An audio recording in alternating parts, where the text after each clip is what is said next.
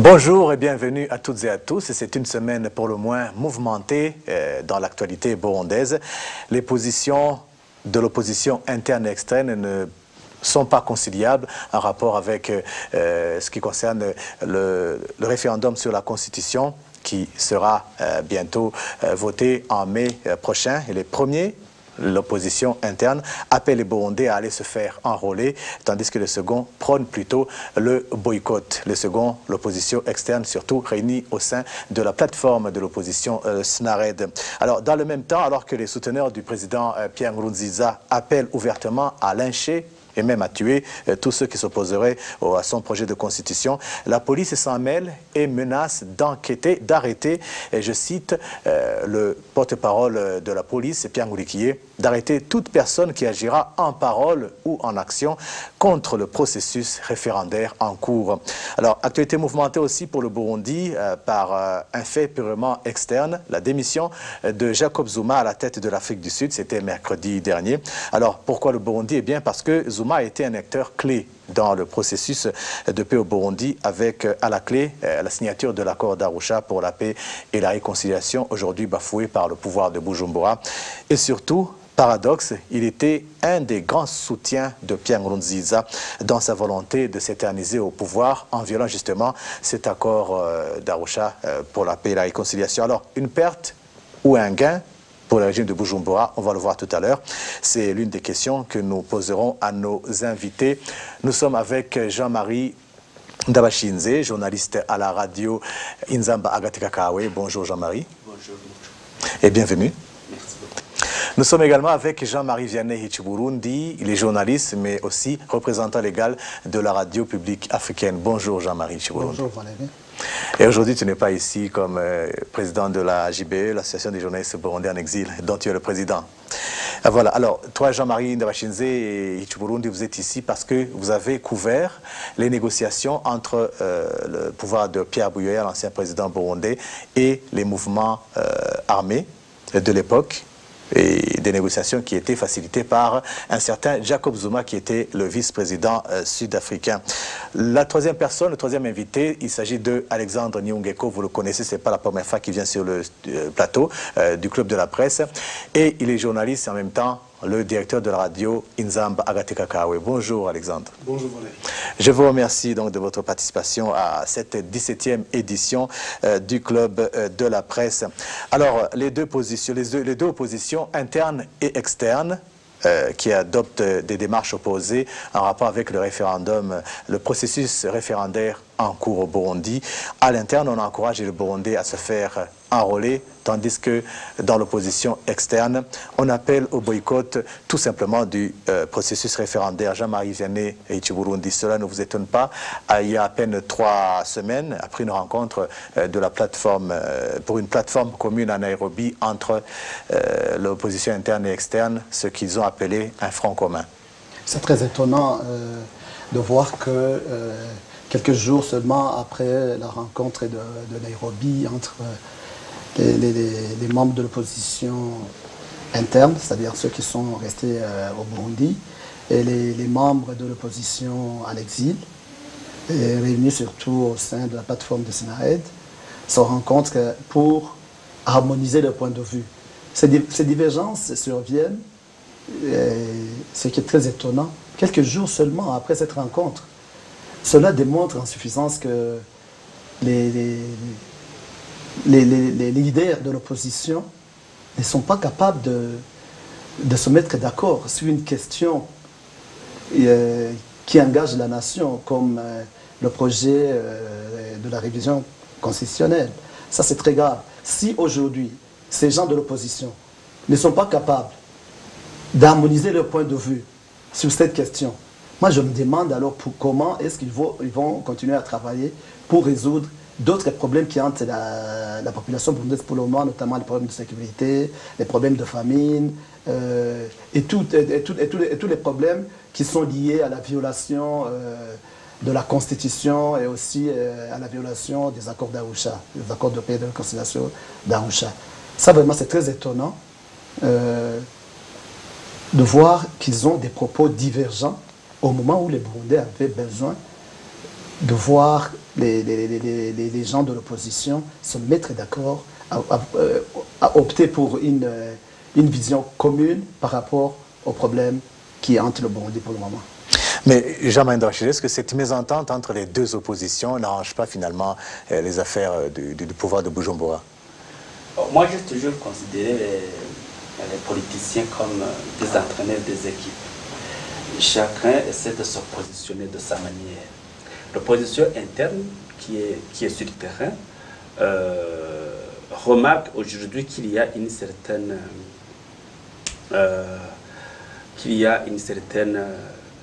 façon du pouvoir de vouloir ranger tout le monde derrière une série d'idées, donc d'aller s'enrôler pour en fait participer au processus, donc au référendum. J'ai eu le temps d'analyser ce qu'a dit Tassié Sibomana au nom de la coalition Amizero. Il a dit qu'on n'a pas de choix. On n'a pas de choix parce que le pouvoir peut tuer quiconque ne participe pas, ne se fait pas enrôler. Donc, si je fais référence à ce qui s'est passé au Rwanda, où les Interahamwe tuaient systématiquement les gens parce qu'ils disaient si leur carte d'identité les ethnie. Aujourd'hui, si demain, les Imbonerakure, ils ont d'ailleurs commencé, se mettaient à assassiner toute personne qui n'a pas le récépissé là-bas qu'on donne lorsqu'on se fait enrôler, c'est aussi une stratégie de se protéger, de se protéger contre des éventuelles attaques des Imbonerakure. Moi, je trouve que pour au moins être pour au moins croire qu'on peut vivre encore 72 au Burundi, il faut se protéger contre. Donc, aller se faire inscrire. Aller se faire inscrire, c'est vraiment mon humble avis. Au lieu de s'attirer les foudres du parti au pouvoir et de sa jeunesse. Mais est-ce que ce n'est pas une façon d'aider le pouvoir, finalement? Mais une façon de pouvoir... Parce que le régime a intérêt à ce qu'il y ait une très grosse participation des électeurs. Mais depuis le début de l'enrôlement, on a toujours couvert comment l'enrôlement est en train d'être fait. Il y a les élèves de l'école secondaire qui avaient boycotté, puis les mains simplement l'enrôlement. Mais qu'est-ce qui s'est passé? Depuis lundi, les directeurs ont juré que personne ne va plus entrer à l'école, ne va plus entrer en classe sans la preuve d'enregistrement. J'ai entendu, il y a un parent d'Abujumbura qui avait refusé d'aller se faire enrôler. Ses enfants ont été chassés de l'école. Ils ont dit, donc le directeur a dit qu'ils y retourneront quand leur papa sera sur la liste des gens qui vont participer au référendum. Donc il y a vraiment des mesures contraignantes qui font que pour vivre aujourd'hui sur le territoire géré par Nkurunziza, il faut se résigner. C'est d'ailleurs le titre, je le disais il y a quelques semaines, quand j'étais invité ici, il y a le rapport de l'Amnesty International de l'année passée. Le titre c'était clair: pour vivre au Burundi, soit on fouille, soit on se résigne. Donc, alors, ceux qui sont là. Il y a Agathon Rwasa qui va plus loin. Il invite tous les Burundais à aller se faire inscrire en argumentant comme quoi cela leur facilitera la tâche pour mieux se préparer pour les élections de 2020. Est-ce que cet appel de Agathon Rwasa, Alexandre, c'est normal? Ça se justifie? Ça ne m'étonne pas, mais peut-être avant d'arriver à Rwasa, je vous dirais quand même, il faut que les gens soient honnêtes avec eux-mêmes. Aujourd'hui, la situation telle qu'elle se présente au Burundi, on ne peut pas jouer l'opposition à l'intérieur. Ce n'est pas possible, purement et simplement. Et essayer de montrer qu'on joue l'opposition étant à l'intérieur, c'est là qui, effectivement, pousse c'est l'idée à prendre même des décisions qui sont anachroniques, si tu veux, ou qui sont non concordantes. Parce que vous dites que vous condamnez la révision de la Constitution, c'est l'enterrement de la Constitution, et le pouvoir appelle à l'enrôlement pour le référendum, et vous appelez les gens au référendum, on n'aurait même pas besoin de lancer ce mot d'ordre, parce que, d'ailleurs, regardez les réactions des gens. Avant même que ces mots d'ordre, entre guillemets, ne soient donnés, les gens avaient déjà soit eux-mêmes décidé d'aller se faire enregistrer parce que sinon, les émois de la coulée allaient découper leur tête. Il y a des braves qui disaient non, on n'y va pas, qui refusaient, et jusqu'à subir ces pressions via leurs enfants qui sont à l'école, qui sont renvoyés. Et donc là, c'est là où je dis vraiment, il faut que les gens essaient d'être honnêtes. Aujourd'hui, on ne peut pas jouer l'opposition état à l'intérieur, sinon on va subir le même sort qu'ont subi les autres opposants qui étaient à l'intérieur. Gwassa, par rapport à Gwassa, je dis que moi, des fois, je ne comprends même pas, je n'ai pas compris, et donc là, ça ne m'étonne pas qu'il lance même son mot d'ordre pour dire qu'on s'enrôle pour les élections de 2020. Il n'y croyait pas aux élections de 2015, mais cela ne l'a pas empêché d'occuper des postes pour des élections auxquelles il n'a pas participé et qu'il n'a pas reconnu, qu'il a condamné. Et donc là, aujourd'hui, appeler ces membres à l'enrôlement pour les élections de 2020 dans les conditions telles qu'elles sont, en sachant bien le référendum qui est là, et en sachant bien que lui aussi condamne le référendum, la révision de la Constitution, qu'il qualifie d'enterrement de l'accord d'Arusha. Mais Jean-Marie a donné l'exemple des entraîneurs de football qui changent leur tactique selon la tactique de l'adversaire. Est-ce que finalement la fin ne justifie pas les moyens? Bon, si c'est cela, alors je pense que là, il faut que les gens soient honnêtes avec eux-mêmes. C'est ça. Ça, c'est pas de l'opposition qu'on fait, c'est un autre jeu qu'on joue. Et parce que si vous dites que vous n'êtes pas pour la révision de la Constitution, il faut la défendre, il faut rester sur ces positions. Mais les réactions, comme je dis, les réactions individuelles des gens, ça, tu ne peux pas les empêcher. Mais donner un mot d'ordre en tant que président du parti, alors que tu ne donnes même pas, tu ne peux même pas sauver ton membre qu'on arrête au grand jour et au-dessus de tout le monde, tu ne peux même pas le sauver. C'est un peu de l'ironie. Alors, il y a la police nationale qui s'aligne derrière le pouvoir de Bujumbura et qui prend parti en faveur du processus référendaire. Et son porte-parole, Pierre Ngoulikié, n'y va pas par quatre chemins. Il indique que la police a reçu l'ordre d'arrêter quiconque s'opposerait au processus, que ce soit en parole ou en action.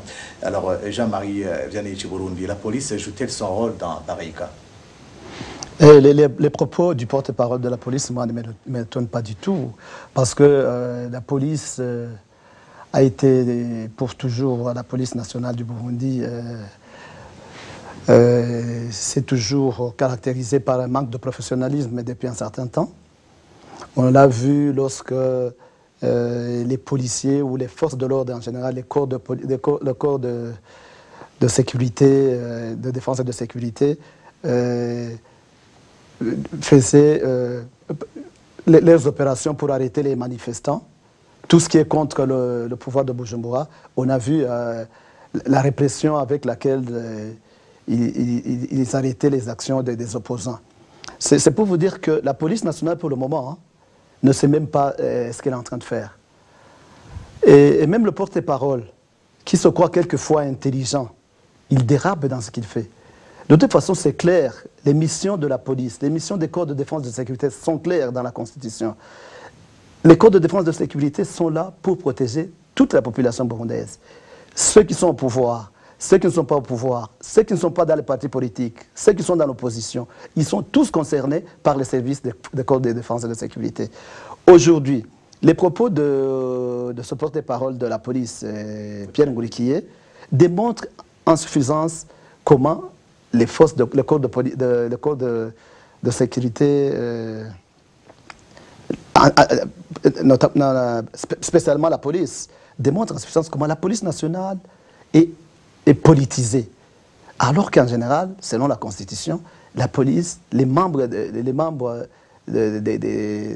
la police nationale ne devaient pas être dans les partis politiques, ne devaient même pas s'immiscer dans les affaires politiques. Parce que le référendum en soi, c'est une affaire politique.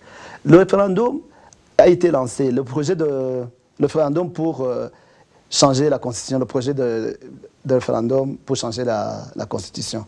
C'est une notion politique qui a été lancée par le pouvoir du CNDD-FDD pour éterniser Pierre Nkurunziza au pouvoir éternellement.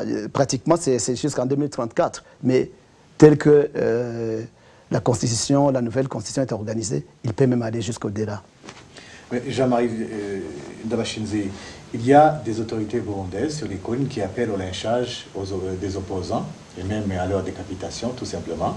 Et nous avons vu des vidéos qui sont passées sur les réseaux sociaux avec les visages de ces administrateurs communaux, des gens qui étaient des secrétaires communaux, des représentants du parti au pouvoir dans certaines communes et sur certaines collines. Et il y a aussi la police qui dit, écoutez, nous voulons assurer l'ordre dans le pays pour pas que ce qui s'est passé en 2015 se répète.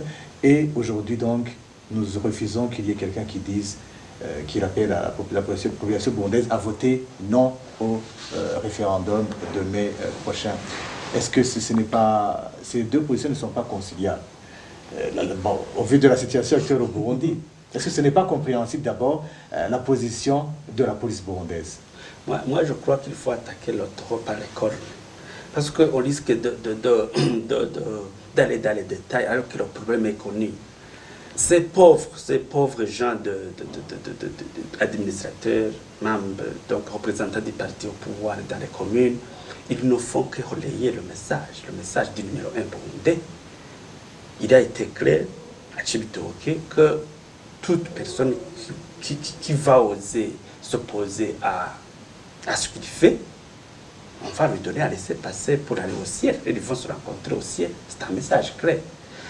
Souvenez-vous même le pauvre représentant du parti au pouvoir dans la commune, il disait, vous vous souvenez de ce qu'a dit le président? Que quelqu'un qui va enseigner contre ce que nous voulons aura dépassé la ligne rouge. Il a relayé. Ce n'est pas lui. Il a relayé. Donc, qu'on n'attaque pas ces pauvres gens qui ne font que relayer le message du numéro 1 burundais. Même du côté de Pierre Nkurikiye, je pense que c'est la même chose. Il est en train d'être localisé dans le sens du pouvoir du chef de l'État. Donc, il dit, on a un ordre clair, on va sévir contre quiconque ne veut pas aller dans le sens tracé par Pierre Nkurunziza. Donc Pierre Nkurunziza a tracé une seule voie dans laquelle tout le peuple doit passer. C'est ça. Donc, ce n'est pas une voie qui respecte la loi. Lui aussi, il a violé la loi en obligeant le troisième mandat. Tout ce monde-là ne font que voir cet homme comme s'il s'agissait de la Bible. Ses propos sont de Mais est-ce que... il y a toutes les institutions du Burundi qui sont instrumentalisées par le pouvoir. Mais est-ce que la police, elle aussi, elle entre dans cette logique, c'est clair? Non, je ne suis pas du tout d'accord avec Jean-Marie. Ces pauvres, ce que vous appelez ces pauvres gens de l'administration, ce sont des responsables et ils sont responsables de leurs actes. Peu importe qu'ils relayent ou pas des messages ou des ordres donnés par Sofame Nkurunziza. Ces gens, ce sont des gens qui ont doté aussi de la capacité de discernement. C'est pourquoi ils sont des responsables. Donc, que ce soit le porte-parole de la police, que ce soit le chef, je ne sais pas, l'administrateur de quelle commune ou le chef de colline de quelle commune, chacun sera responsable de ses actes et de ses dires, peu importe le temps que ça prendra. Mais de toute façon, ces gens-là, ils seront responsables. Ce n'est pas parce que c'est Nkurunziza qui est là, qui donne les ordres que tout le monde doit suivre. Et imaginez-vous, tout le monde aujourd'hui peut se dédouaner. Et imaginez-vous là où on peut aller. Tout le monde aujourd'hui peut se dédouaner. Bah, c'est Nkurunziza. C'est Nkurunziza. Partout, c'est Nkurunziza. À la banque, on vole de l'argent, c'est Nkurunziza. partout au parquet, les juges ils prennent des décisions comme ils le veulent à Nkurunziza. Ah non, chers amis, attention, vous êtes responsables de ce que vous êtes en train de faire. Chacun sera responsable de ce qu'il a fait. Parce qu'aujourd'hui, un chef de colline ne peut pas dire, vous arrêtez les gens, vous les massacrez, et dire que c'est parce que c'est le président, et qu'on va dire qu'il va s'en dédouaner. Non, on ne va pas lui dire qu'il serait pauvre pour ça. Revenons à l'institution telle que c'est la police. La police, comme l'a dit, je ne vais pas répéter, Jean-Marie Vianney l'a très bien dit, c'est clair comment la police doit œuvrer. Ce n'est pas parce qu'aujourd'hui, il y a un ordre qui est donné par terre, et alors qu'il y a la loi qui est claire là-dessus, et Mourikié, je sais bien qu'il a suivi toutes les formations nécessaires pour bien discerner ce qu'il doit faire de ce qu'il ne peut pas faire, et d'un ordre qu'il doit exécuter et de l'ordre qu'il ne doit pas exécuter, parce que même en militaire, même en temps de guerre, tu ne vas pas dire que c'est l'officier supérieur qui m'a donné l'ordre de tirer sur les gens, que j'ai tiré sur les gens. Le droit humanitaire international t'en prendra aussi responsable. Et donc, il faut que les gens, aujourd'hui, sachent très bien que ce qu'ils font, aujourd'hui, ils en seront responsables, ils en sont responsables, et ils vont être... pardon. Et le moment venu, ils seront comptables de ce qu'ils auront fait. Donc il n'y a pas de place pour les tièdes au Burundi. Soit vous êtes chaud avec le pouvoir, ou vous êtes froid. Non, être chaud et être tiède, ça dépend. Il y a des choses sur lesquelles tu ne peux pas dire que tu es tiède. Et à mon avis, le choix est clair. Ou bien tu as le choix d'être avec le tyran, de marcher avec le tyran, ou bien tu as le choix de dire non, je ne marche pas avec. Mais il ne restera personne au Burundi alors, sauf les inconditionnels de Pierre Nkurunziza. Ce sont ces gens-là qui permettent au pouvoir, à ce système de tenir et de rester. Parce que c'est ça qu'ils vont dire. Voilà, ils sont là, tout le monde est là. Et c'est tout ce monde-là qui ne peut pas dire non, ou qui ne peut pas dire je ne peux pas faire cela, parce que c'est contre la loi qui font que le système continue à fonctionner, à tenir. Et on fait semblant que les choses marchent, à que quelque chose ne marche pas.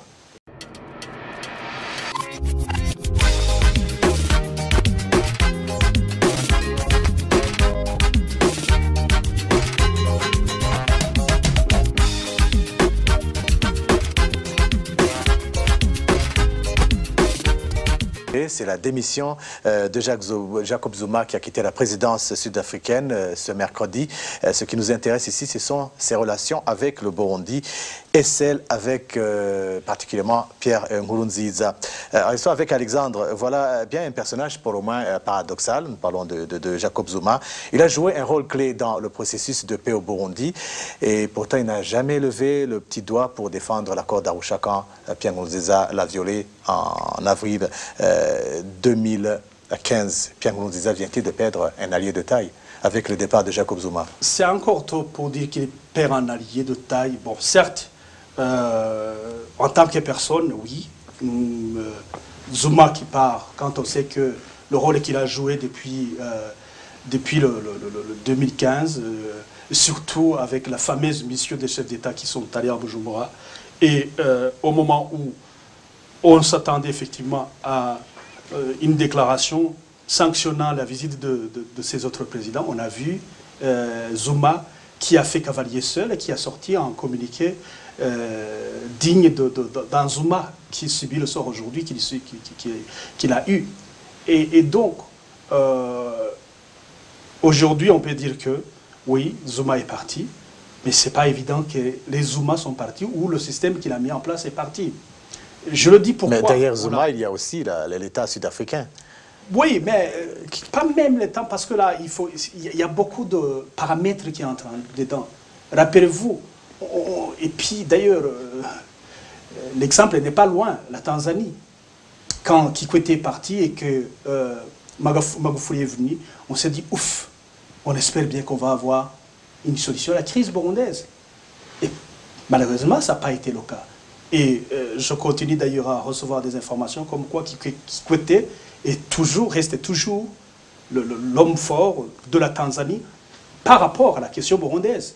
Parce que les tentacules qui se sont installés sont tellement difficiles à déraciner dans ce système-là. Ce n'est pas non plus exclu que dans ce système mafieux, parce qu'il faut le qualifier ainsi, dans ce système mafieux qu'Nkurunziza construit autour de lui en se faisant des alliés, que juste parce que Zuma part et que tout ce système-là est effondré.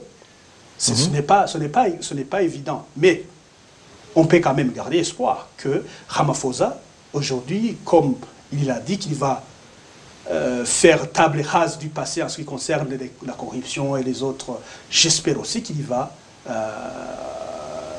améliorer les relations avec, que l'Afrique du Sud a avec ses voisins, et surtout que Ramaphosa soit vraiment puisse ressusciter l'accord d'Arusha que Mandela avait été le grand bâtisseur pour le Burundi. Alors Jean-Marie Vianney du Burundi, Nkurunziza doit-il avoir craindre le départ de Jacob Zuma? Sûrement.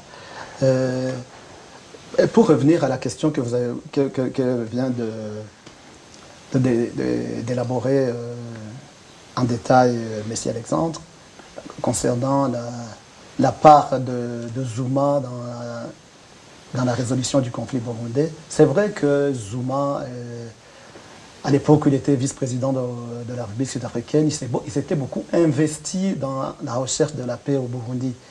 Mais depuis qu'il est président de la République, Zuma est entaché de beaucoup de dossiers, de beaucoup de scandales financiers et économiques, à telle enseigne qu'à un certain moment, il a voulu élargir son terrain de malversation dans d'autres pays, notamment le Burundi, qui est apparemment un pays qui est facilement corruptible avec nos dirigeants.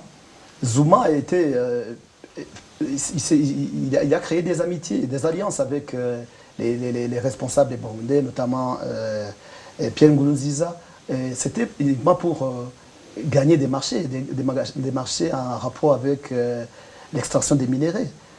C'était ça. Mais puisque aussi le gouvernement burundais avait besoin des alliés, parce que l'Afrique du Sud, quand même, c'est une grande nation en Afrique, le Burundi avait peut-être besoin d'un allié comme l'Afrique du Sud pour avoir quelqu'un qui parlera du Burundi sur la scène internationale, pour protéger peut-être certains intérêts des dirigeants burundais à l'extérieur. Mais, comme l'a dit Alexandre, le départ de Zuma ne résout pas complètement les problèmes, notamment de l'Afrique du Sud en rapport avec les malversations économiques et aussi du Burundi. Parce que Zuma est parti, il a des alliés, il ne travaille pas seul. Il avait toute une équipe avec laquelle il collaborait avec les responsables burundais. Tous ces marchés vont continuer à être exploités. C'est peut-être... Notamment les gisements de nickel de Musongati. Parce que ce sont des contrats qui sont déjà signés. Je crois qu'avec ces contrats, peut-être que le nouveau président, Cyril Ramaphosa, peut faire quelque chose pour changer toute cette situation en rapport avec tous ces scandales financiers qui ont émaillé la vie politique de Zuma. Mais en réalité, le Burundi ne peut pas s'étarguer aujourd'hui de continuer à faire tout ce qu'il veut. Je veux dire, Pierre Nkurunziza, par rapport à toutes ces violations de droits de l'homme, par rapport à tout ce qu'il est en train de faire pour changer la Constitution. Parce qu'apparemment, lorsqu'il est en train de faire tout ça, lorsqu'il est en train de violer même les droits humains, le droit à la vie par exemple, mais il croit qu'il restera impuni. Non, pas question. De toute façon, tôt ou tard, les crimes qui sont commis au Burundi ne resteront pas impunis. Alors, Jean-Marie Ndabashinze, le départ de Zuma pourrait-il influer sur le comportement du pouvoir de Bujumbura? Bon, je crois que de toutes les façons, même si mes collègues disent que c'est trop tôt, oui c'est trop tôt, mais c'est pas rien le départ de Zuma dans ce qui va suivre au Burundi. Souvenez-vous, Zuma était à la tête d'une haute délégation des chefs d'État, 5 chefs d'État qui étaient mandatés par l'Union africaine, juste pour convaincre Nkurunziza à aller sur la table de négociation. C'était en février 2016. Je crois bien. Mais à cette époque, Zuma a manigancé tout jusqu'à ce que les autres rentrent. Lui, il est resté là-bas et il a fabriqué un communiqué qui n'était pas consensuel avec ses homologues. Donc, c'était un communiqué taillé sur mesure, c'était un communiqué qui venait pratiquement de la permanence des CNDD-FDD. Alors, c'était à cette époque, on a vu toute la communauté internationale, surtout l'Union africaine, qui commençait à sentir le problème burundais. Tout est tombé dans l'eau grâce à Zuma. Et Nkurunziza a continué à faire ce qui pouvait être arrêté selon la volonté de l'Union africaine. Zuma, donc, était un allié de taille de Pierre Nkurunziza. Aujourd'hui, je dirais que si par chance on a d'autres initiatives de l'Union africaine, le Zuma qui bloquait tout n'est plus là. Et donc ça peut gêner parce que le corrompu Zuma n'est plus là pour arrêter les initiatives. Est-ce qu'il y a un espoir que Cyril Ramaphosa quand même change quelque chose? Parce qu'il a dit, écoutez, je vais faire table rase de tout le système Zuma. Si on regarde le parcours de Cyril Ramaphosa, c'est quelqu'un qui a été toujours du côté de l'opéra droit de Mandela. J'ose espérer qu'il ne peut pas enterrer comme ça l'héritage de Mandela. L'accord d'Arusha, c'est Mandela. Peut-être pour ceux qui ne se souviennent pas de comment Zuma est arrivé dans la crise burundaise, c'est quand Mandela a commencé à sentir le poids de l'âge que Zuma était son envoyé spécial. Sinon, Mandela, après la signature de l'accord d'Arusha, le 28 août 2000, Mandela ne venait pas en premier lieu sur la scène de la question burundaise. Mais il a proposé Zuma comme facilitateur et il a été entériné par le Conseil de sécurité des Nations Unies. Voilà, à cette époque, il faisait ce que Mandela lui dictait. C'est quand il a été question de sauvegarder ce que Mandela a bâti au Burundi, où on a vu alors la personnalité de Zuma. Comme peut-être une petite anecdote, quand je regarde des Zuma en train de danser, en train de prendre les choses publiques comme il veut, c'est vraiment une photocopie, une conforme à l'original. Donc, de ne pas se mettre au juste titre, de ne pas se mettre au juste titre aux intérêts de la nation. Alors terminons justement par cette question, Hichu Burundi. L'avenue, l'accession au pouvoir de Cyril Ramaphosa, est-ce qu'il y a de l'espoir pour que quelque chose change en rapport avec la position de l'Afrique du Sud sur la crise burundaise? Moi, je peux espérer parce que avec Cyril Ramaphosa, il a intérêt de redorer même l'image de la nation arc-en-ciel, c'est-à-dire l'Afrique du Sud, parce que l'image de l'Afrique du Sud a été ternie par des scandales politico-financiers de Jacob Zuma. Je crois qu'il a intérêt de redorer l'image de l'Afrique du Sud en créant ou en améliorant des relations avec d'autres nations, notamment le Burundi. Parce que tout ce qui a été fait par Zuma ne peut pas continuer à être toléré par le pouvoir de Cyril Ramaphosa, qui a apparemment l'intention de tout changer et de faire de l'Afrique du Sud une nation forte et puissante. Alexandre, il y a un espoir? Un petit espoir, tout petit soit-il, si minime soit-il? Il faut vraiment cultiver cela. Il faut cultiver cet espoir. Parce qu'en fait, l'Afrique du Sud, le Burundi par rapport à l'Afrique du Sud, c'est quoi? Il faut que les hommes politiques de l'opposition puissent aller jouer vraiment dans le cadre de la coopération, de montrer effectivement quelle est la face de Zuma ou quelle est la main de Zuma dans la crise burundaise, et surtout avec des choses qui sont très bien fouiller, surtout à propos de ces scandales, de ce système mafieux qui est installé là-bas, surtout avec les entreprises et tout ça, pour qu'effectivement, Ramaphosa, parce qu'il va s'occuper beaucoup plus, en premier lieu, de l'Afrique du Sud. Hein. Et donc, il faudrait qu'effectivement, que ce soit le Sénarède, que ce soit les autres, puissent vraiment aller à l'encontre de la diplomatie de Ramaphosa pour montrer les méandres ou montrer les tares de Zuma dans cette crise burundaise et comment il a perpétué ou comment il a joué un grand rôle dans le fait que la crise burundaise puisse perdurer au lieu effectivement de jouer le rôle que l'Afrique du Sud a toujours joué, de trouver solution à la crise burundaise. Et voilà, alors je vous remercie, c'est par ici que prend fin l'émission.